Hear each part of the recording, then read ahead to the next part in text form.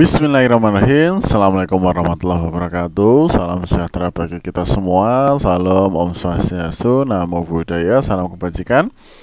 Nah, masih kembali lagi ya teman-teman. Terima kasih sudah mengklik video ini. Kita masih membahas mengenai latihan soal seleksi tes CPNS yang P3K 2023. Masih TWK ya teman-teman, namun kali ini materinya bela negara. Ini part 1. Nanti ada sekitar 20 soal, teman-teman bisa mengerjakan bareng-bareng ya. Ada timer 5 menit. Nah, semoga soal ini nanti akan keluar ya sebagai kisi-kisinya. Oke, langsung saja ke soal yang pertama. Nah, ini ya. Nilai-nilai bela negara meliputi hal-hal berikut kecuali A. Keyakinan akan Pancasila sebagai ideologi negara. Kemudian B. Cinta tanah air. C. Kesadaran berbangsa dan bernegara. D. Kepatuhan terhadap perundang-undangan negara. E. Rela berkorban untuk bangsa dan negara. Kita nanti ada timer ya teman-teman. Langsung saja. Jawaban yang tepat yang mana? A, B, C, D, atau E? Yaitu yang D ya. Jadi kepatuhan terhadap perundang-undangan negara. Nah, ini nilai-nilai bela negara adalah sebagai berikut. 1. Keyakinan akan Pancasila sebagai ideologi negara. Kemudian cinta tanah air. 3. Kesadaran berbangsa dan bernegara. Rela berkorban untuk bangsa dan negara. Kemudian memiliki kemampuan awal bela negara. Nah, yang ditanyakan adalah yang kecuali. Oke, selanjutnya.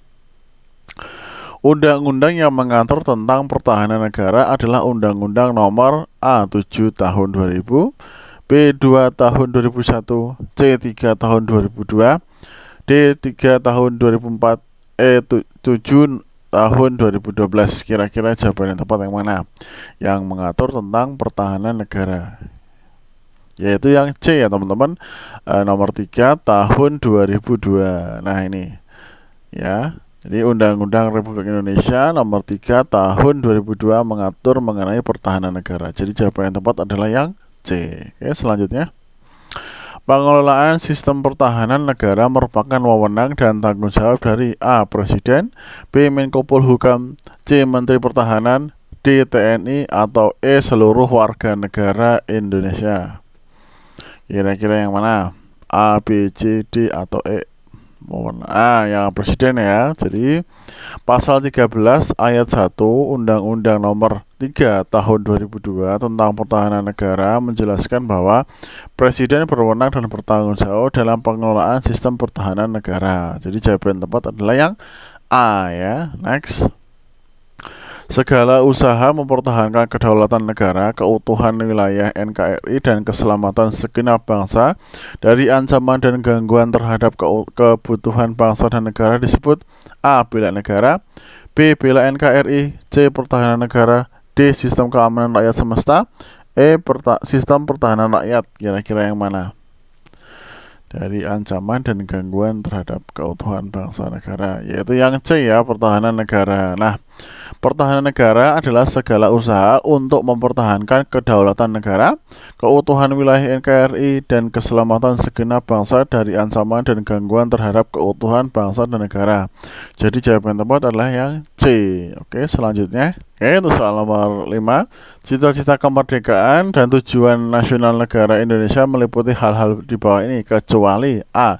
Aktif dalam organisasi global dan regional. Kemudian B. Melindungi bangsa Indonesia. C. Memajukan kesejahteraan umum. D. Mencerdaskan kehidupan bangsa. E. Melindungi tumpah darah Indonesia. Kira-kira jawaban yang tepat yang mana? A, B, C, D, atau E? Yaitu yang A ya, yaitu aktif dalam organisasi global dan regional. Cita-cita kemerdekaan dan tujuan Indonesia Republik Indonesia sebagaimana yang diamanatkan dalam UUD 1945 adalah A. Melindungi segenap bangsa Indonesia dan seluruh tumpah darah Indonesia. 2. Memajukan kesejahteraan umum. 3. Mencerdaskan kehidupan bangsa. 4. Ikut serta melaksanakan ketertiban dunia yang berdasarkan kemerdekaan, perdamaian abadi, dan keadilan sosial. Jadi jawaban yang tepat adalah yang A ya. Nah, ancaman militer pada suatu negara meliputi dimensi-dimensi berikut kecuali A. Ekonomi, B. Agama, C. Politik, D. Ideologi, E. Keselamatan umum. Kira-kira yang mana? Jawaban yang tepat B ya, agama. Jadi pada hakikatnya ancaman nirmiliter pada suatu negara meliputi dimensi-dimensi berikut. 1. Dimensi ideologi, politik, ekonomi, sosial, budaya, dimensi teknologi dan informasi. 6. Dimensi keselamatan umum. Jadi jawaban tepat adalah yang B. Oke, selanjutnya, komponen utama dalam sistem pertahanan negara adalah A. Presiden, B. TNI, C. Sumber daya nasional, D. Wilayah NKRI, seluruh warga negara. Kira-kira yang mana sistem pertahanan utama? Jadi TNI ya. Nah, komponen utama sistem pertahanan negara adalah Tentara Nasional Indonesia yang siap digunakan untuk melaksanakan tugas-tugas pertahanan. Jadi jawaban yang tepat adalah yang B ya teman-teman. Keikutsertaan warga negara dalam upaya bela negara diselenggarakan melalui kegiatan-kegiatan berikut, kecuali 1. A. Pendidikan kewarganegaraan, B. Pelatihan dasar kemiliteran secara wajib, C. Pengabdian sebagai prajurit Tentara Nasional Indonesia secara sukarela atau secara wajib, D. Pengabdian dasar kemiliteran secara wajib, E. Pelatihan dasar kemiliteran usia dini. Kira-kira yang mana nih? Kecuali ya, kecuali E ya, pelatihan dasar kemiliteran usia dini. Nah, keikutsertaan warga negara dalam upaya bela negara diselenggarakan melalui kegiatan-kegiatan berikut. 1. Pendidikan kewarganegaraan, pelatihan dasar kemiliteran secara wajib, pengabdian sebagai prajurit Tentara Nasional Indonesia secara sukarela atau secara wajib. Kemudian pengabdian sesuai dengan profesi. Ya, ini jawaban yang tepat adalah yang E ya teman-teman. Seluruh sumber daya nasional didayagunakan bagi upaya pertahanan merupakan ciri dari sistem pertahanan dan keamanan rakyat semesta. A. Kerakyatan, B. Keutuhan, C. Kesemestaan, D. Kewilayahan, E. Kebudayaan. Yang mana nih?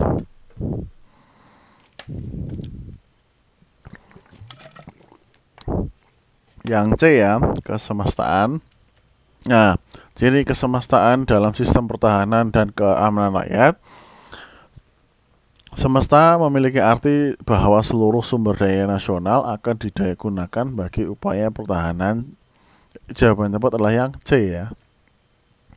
Hak dan kewajiban warga negara untuk ikut serta dalam usaha pertahanan dan keamanan negara diatur melalui Undang-Undang 1945 Pasal 26 ayat 1, 27 ayat 1, 27 ayat 2, 30 ayat 1 atau 30 ayat 2. Kira-kira yang mana?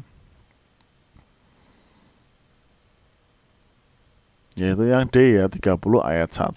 Nah, Undang-Undang 1945 Pasal 30 ayat 1 menegaskan bahwa tiap-tiap warga negara berhak dan wajib ikut serta dalam usaha pertahanan dan keamanan negara. Jadi jawaban tepat adalah yang D.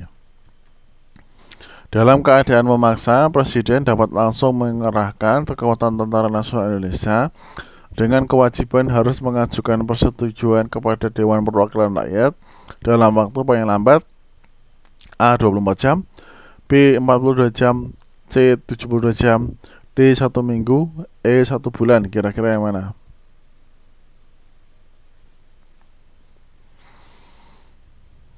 B ya, 42 jam. Jadi dalam keadaan memaksa, Presiden dapat langsung mengerahkan kekuatan Tentara Nasional Indonesia dengan kewajiban paling lambat 2 kali 24 jam harus mengajukan persetujuan kepada Dewan Perwakilan Rakyat. Jadi jawaban yang tepat adalah yang B.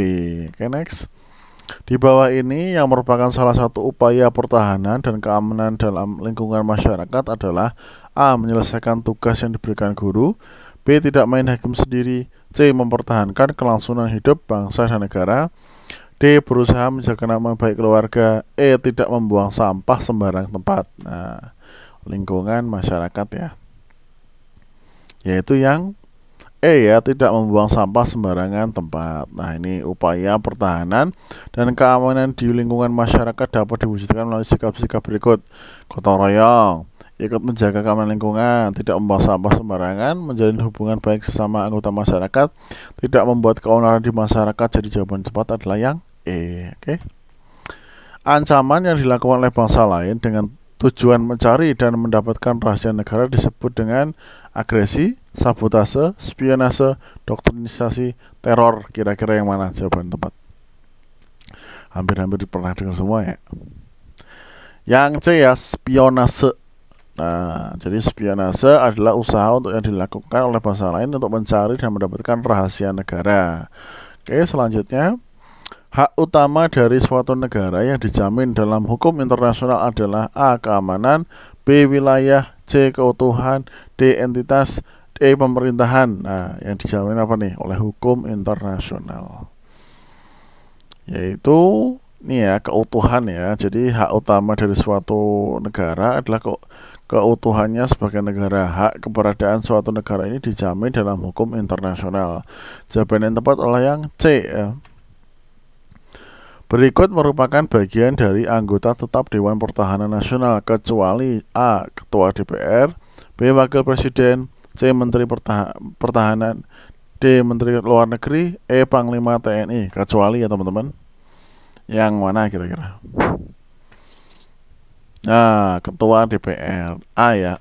Nah, ini anggota tetap Dewan Pertahanan Nasional terdiri dari Wakil Presiden, Menteri Pertahanan, Menteri Luar Negeri, Menteri Dalam Negeri, Panglima TNI. Jawaban tepat adalah yang A ya.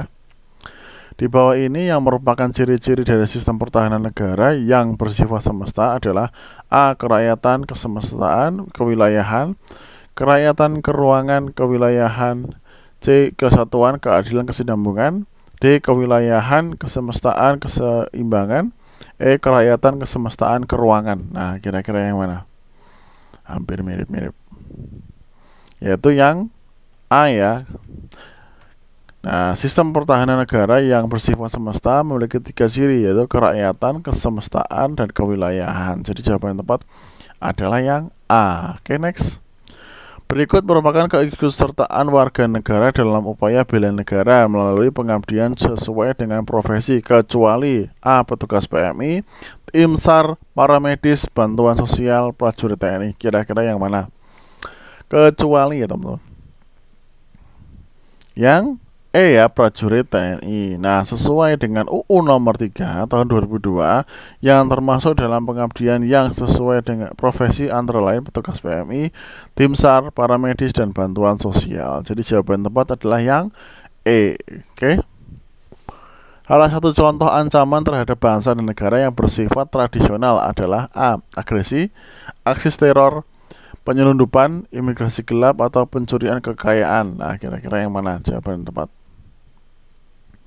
Yaitu yang A ya, agresi. Jadi ancaman tradisional merupakan ancaman yang berbentuk kekuatan militer negara lain yang dapat membahayakan kemerdekaan, kedaulatan, dan keutuhan wilayah NKRI. Ancaman tradisional ini dapat berupa agresi atau invasi. Jadi jawaban yang tepat adalah yang A. Oke, selanjutnya, keikutsertaan warga negara dalam upaya bela negara diatur melalui Undang-Undang Dasar 1945 pasal 26 ayat 1, 26 ayat 2, 27 ayat 2, 27 ayat 3, 30 ayat 2. Kira-kira yang mana untuk soal nomor 19? D ya, 27 ayat 3. Nah, dalam pasal 27 ayat 3 Undang-Undang 1945 dijelaskan bahwa setiap warga negara berhak dan wajib ikut serta dalam upaya pembelaan negara. Jadi jawaban tepat adalah yang D. Oke, untuk soal terakhir nomor 20, pertahanan negara disusun dengan memperhatikan kondisi Indonesia sebagai A. Negara berkembang, B. Negara kepulauan, C. Negara yang besar, D. Negara maritim, E. Negara dengan suku bangsa, banyak suku bangsa ya. Oke, soal terakhir jawaban yang mana teman-teman? Yaitu yang B ya, negara kepulauan, karena pulau banyak ya. Nah, jumlah pastinya kita belum hitung satu-satu. Oke, pertahanan negara disusun dengan memperhatikan kondisi geografis Indonesia sebagai negara kepulauan. Jadi jawaban tepat adalah yang B. Oke, tanpa basa-basi silahkan teman-teman bisa klik like, share, and subscribe. Yang lakuin itu gue doain semoga lolos CPNS, PNP3K, amin ya rabbal alamin. Kurang lebihnya saya mohon maaf. Jadi saya cukup. Assalamualaikum warahmatullahi wabarakatuh. Thank you.